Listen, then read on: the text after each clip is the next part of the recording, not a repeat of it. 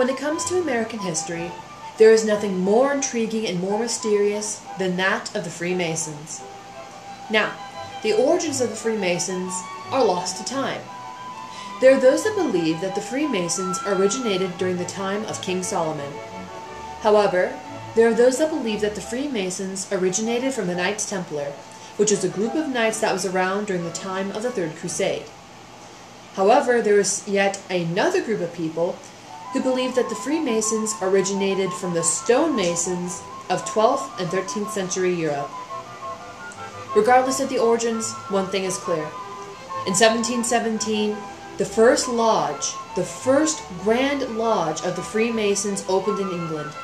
And it is these Freemasons from England who came into America. And not only did they spread throughout the colonies, but as America began to move westward, so too did the Freemasons. So who were the Freemasons? Well, to answer that question, you must understand that the Freemasons were and are America's oldest and largest fraternity. Now, what is a fraternity? It's a group of men brought together for a specific reason.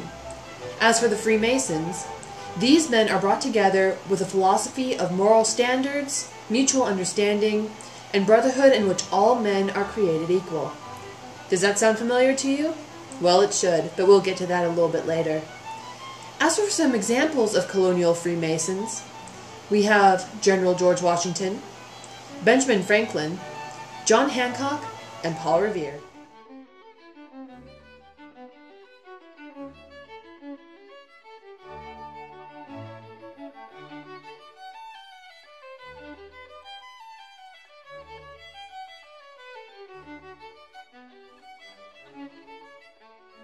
How powerful were the Freemasons? In order to answer that question, you must look at three things: the Declaration of Independence, the Constitution, and the colonial army.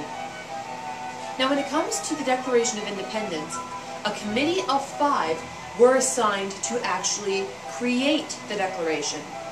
And out of those 5 men, 2, including Benjamin Franklin, were Freemasons.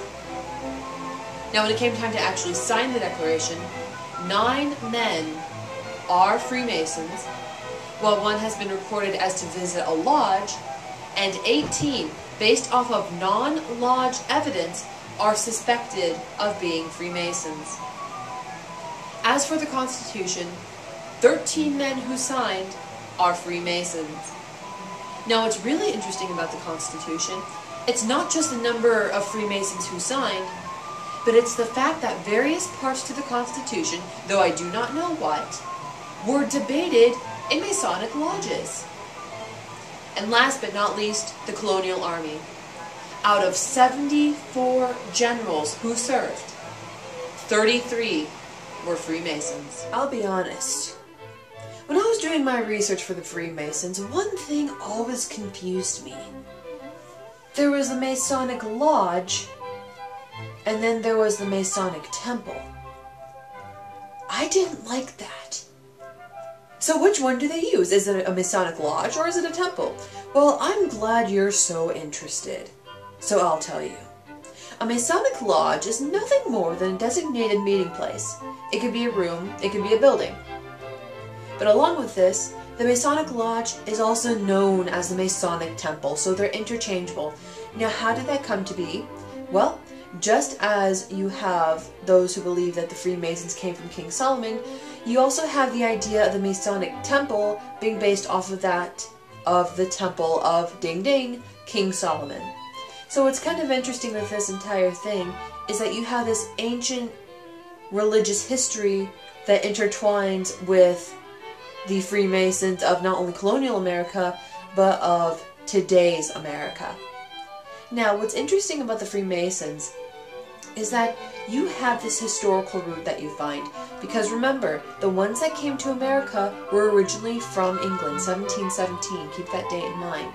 Now, what do I mean when I say a traditional root? Well, take for example how they address the head Mason. Now, instead of having a title such as Sir or Mr., they will call him Worshipful Master. Now, This may not really help the idea that, oh, they're satanic, oh, they're occult. First of all, they're not. Second of all, you must understand that worshipful master is a British phrase used for honorable.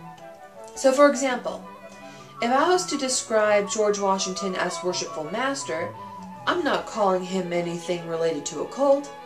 I'm just simply saying the Honorable George Washington, who in turn is the head of that particular Masonic lodge, or if you prefer, that particular Masonic temple.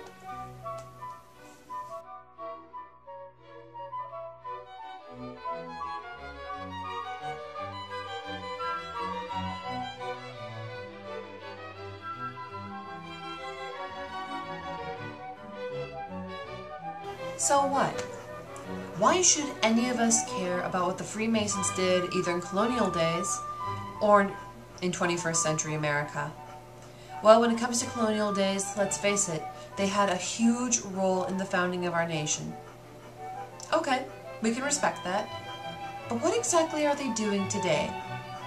Well, when it comes to modern day America, the Freemasons have actually opened up quite a bit. Now granted, they still are a fraternity only, granted, they still have their secrets, but they have come out to say, we are proud to give money to charities. Freemasons nationally give a daily sum of approximately $1.5 million to various charities.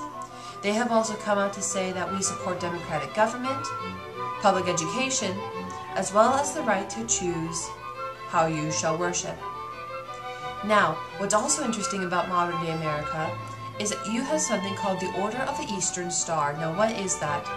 Founded early to mid 1800s, the Order of the Eastern Star is a Masonic community for women. But here's the catch. Of course, you have to be a woman in order to join, but in order to join, you also have to know a Freemason that is in good standing. Now, what exactly it means to be in good standing, I'm not entirely sure.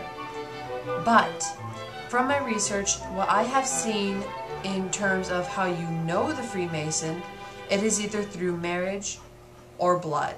So for example, if my dad were to be a Freemason, I could possibly join the Order of the Eastern Stars. If someone else's husband were to be a Freemason, they could have the possibility of joining the Eastern Stars. Either way, the Freemasons of colonial America, the Freemasons of the 21st century, and even the Order of the Eastern Star, they all add this mysterious sense to the United States. They add this, I want to know so much more feeling. And if you want to know so much more, go ahead and research, go ahead and ask someone. I just hope that my video was able to give you a good basic understanding of who the Freemasons were, what they did, and how they continue to affect us today.